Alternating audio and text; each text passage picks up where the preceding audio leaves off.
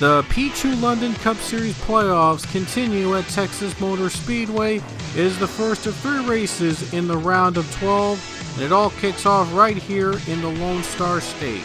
The 23 Bubba Wallace starts on the pole for 2311 Racing, and speaking of which, they've entered a 3rd vehicle this weekend for Corey Heim at Texas Motor Speedway. Corey is one of the rising stars of Toyota Racing Development and one of the championship favorites in the Truck Series, but he's getting his first run in a next-gen car here tonight in the 67, and he's doing a pretty good job right now, already getting a feel for the next-gen car in physics. And the other open entry in this field is Adam Petty, who's running in the same paint scheme he used when he made his Cup debut right at this very track in 2000. We have a car going up in smoke early on. That is the 20 car of Christopher Bell, and he's one of the playoff drivers in this field. He had to win to get into the next round last week at Bristol, but it looks like he's going to have to do the same thing here within the next 2 events, because Christopher Bell gets off to a bad start here at Texas in the round of 12. The first caution would come out for Kyle Busch as he goes up in smoke and he enters turn 1 hit from behind. He spins around and collects a couple cars in his path at full speed. The 43, 41 among those involved. 14 was also collected in that wreckage. 67 had nowhere to go, so he gets caught up in the pileup as well. Tough break for Corey Heim making his Cup Series debut as he gets involved in the 8 path and wreckage, as we see the 41 car getting spun around, getting hit by the 8 car. Tried to avoid it, but he just wasn't able to do so, and a couple more cars joined him as well in the pileup. On the restart, William Byron was able to take the lead away from Ryan Blaney, and now there's going to turn 4, and there's a big crash right behind them as Chase Elliott goes for a spin. He goes for a couple barrel rolls down to the catch fence. Corey LaJoie also caught up, and he's upside down. A huge pileup in turn number 1. A lot of cars are involved to bring out another caution. Kevin Harvick got right in the middle of the 9 and 48 and caused this huge crash with a hard hit on the number 9 car. Chase Elliott's also one of the playoff drivers in this field, still in contention for the championship. So is Corey LaJoie in the 7. Hard crash on the 9 car going upside down with many barrel rolls. Kevin Harvick also among those involved in the crash. Huge pileup in turn number 1, and they were just flipping upside down. Here's his onboard camera as they were flipping left and right, and a lot of drivers just had nowhere to go to avoid the contact, and they're all spinning and crashing around, and a couple playoff drivers are among those involved in the wreckage. On the restart, Denny Hamlin bows for the lead on William Byron, but Hamlin gets slowed up, and now he gets turned around by Joey Logano as he gets hit from behind. The 11 car just slowed up into turn 1. He tried to brake check the 22, but gets turned around, and both cars are out of contention to win this race. Pit stops occurred during the caution period, and Ty Gibbs was able to get out in front and take the lead away from William Byron. Ty is still in the playoffs in the round of 12, and if he wins this race, he goes to the round of 8. In his rookie season, very impressive rookie season so far, even had a win earlier this year at North Wilkesboro, trying to keep the momentum up. But he's going to lose the lead to Austin Cindric just before the end of the first stage. But the 45 car gains ground, and he takes the lead away from Cindric, and William Byron follows in the draft, and he takes 2nd place away from the number 2 car. The 12 and 19 cars in front are a lap down. They were among those involved in the wreckage. They're both trying to salvage a good finish out of tonight's race, which was filled with a lot of wrecks, and all of them occurred during the first stage of the race. The 24 car, though, goes to the bottom to try to take the lead away from Reddick, trying to use the lap cars to his advantage. The 19 a bit slower than the 12 cars, so the 24 should be able to clear the 45 with no issues. And now he's going to go on the bottom, trying to clear both cars, trying to get the clean air all to himself as he tries to retake the lead from the number 45. The 2 car drafting right behind him, so Cindric gets a little bit of a boost from also getting drafted by the 6 car, Brad Keselowski. The 24, though, gets more of the boost, by the way, because he is getting drafted by the 2. And the 24 looks like he's got the clean air in front of him, is able to get by the 12 of Ryan Blaney and put him another lap down. And now the 24 takes the lead as the 45 is trying to catch William Byron. And while neither of these drivers are in the playoffs now, they both would love to make an impact here at Texas Motor Speedway, and they would love to get a win here at the Lone Star State. On the final lap in stage number 1, it was between Reddick and Byron. Reddick was able to take the lead away from Byron, and he's able to hold him off to win stage number 1. The 45 car was just able to hold off William Byron and pass him to win the first stage here at Texas Motor Speedway, and the 12 Ryan Blaney was able to get his laps back as he was ahead of the leader when the caution flag came out. Start of stage number 2 here at Texas Motor Speedway as the 12 car is going back on the lead lap, and he's already back in the top 5. He's already worked his way back up to the top 5. He was down a lap, and now Ryan Blaney is in contention to win this race. What a quick turnaround for that team, and they needed it because they also are in the playoffs trying to advance into the round of 8. And Blaney is up to second place, but now he's going for the race lead on the 24, William Byron. I mean, in the first stage, he was about a lap down. Got his laps back, and now the 12 car is going for the race lead against William Byron and uses the lap traffic to his advantage as we have one more lap left in stage number 2. Not much drama happened in the second stage, but Ryan Blaney was able to hold off William Byron to win stage number 2 at Texas Motor Speedway.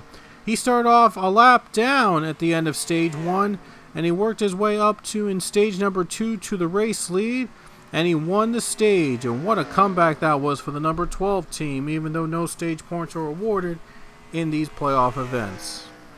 Stage 3 gets off to a bad start for the 12 of Ryan Blaney as he does not get going, and William Byron able to take advantage and take the lead away from Blaney.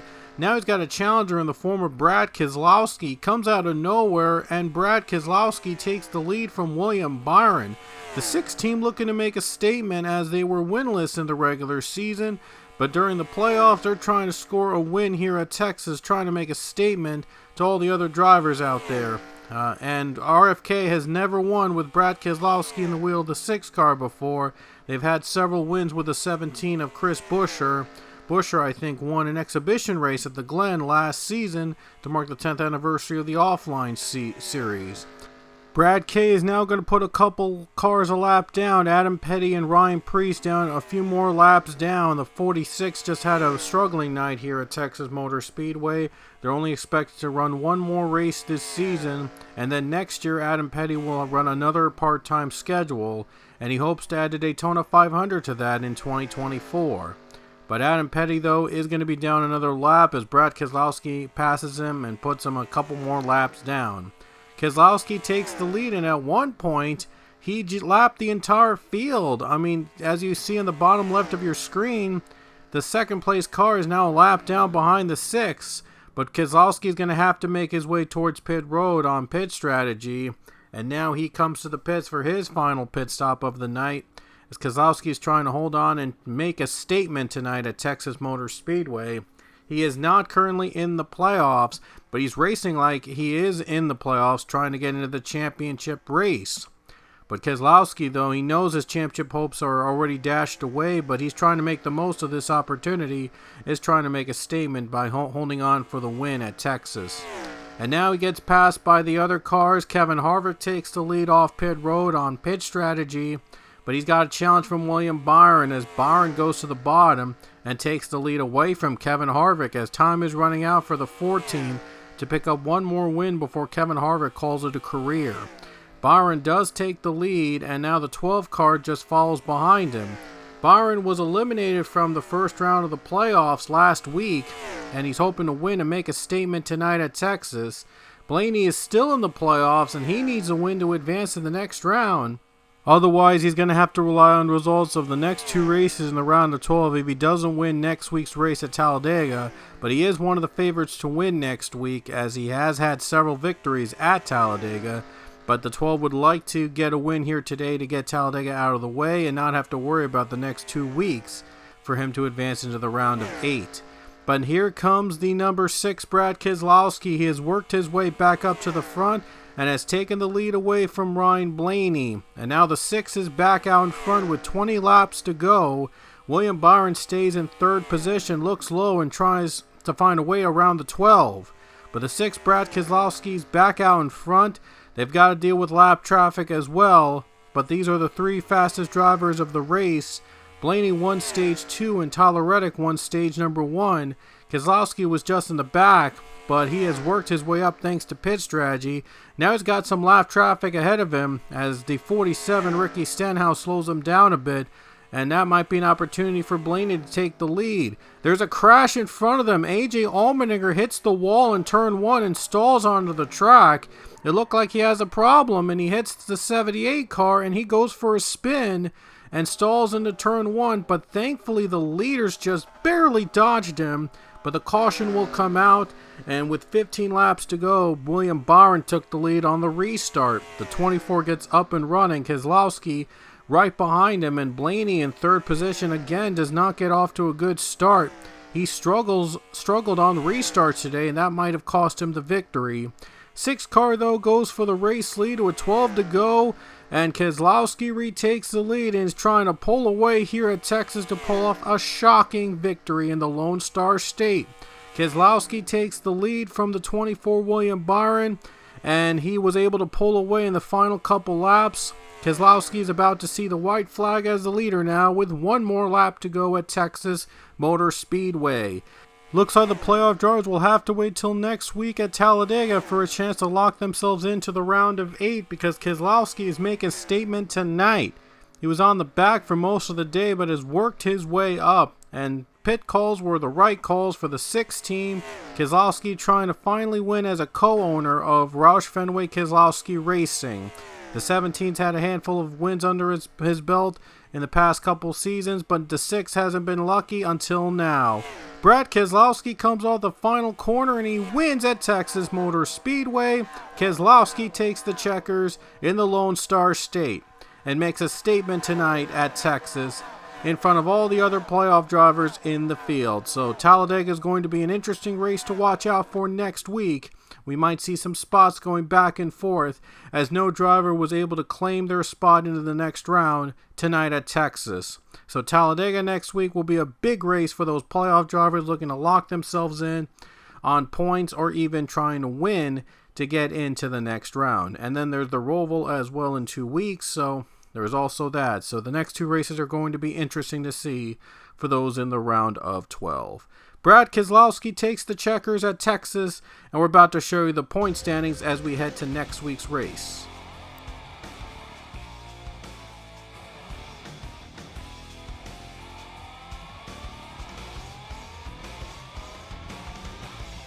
So here are the point standings as we head to Talladega. Chase Elliott's 20 above the cut line, Denny Hamlin's 18 above, Larson's 15 above, Blaney and Bowman are 14 above, but Blaney owns the tiebreaker as he had the better finish at Texas among the drivers in the round of 12. Truex 11 above the cut line, Gibbs 5 points above, and Ross Chastain owns the final transfer spot, just 1 point above the cut line over Austin Dillon. Joey Logano is 11 points back, Corey LaJoie is 16 points back, Christopher Bell is 17 points back. But we could see a driver at the bottom reach to the top and lock their spot into the round of 8 at Talladega next week, because you never know what happens at Talladega. Next week's race should be a lot of fun. Until next time, we will see you later.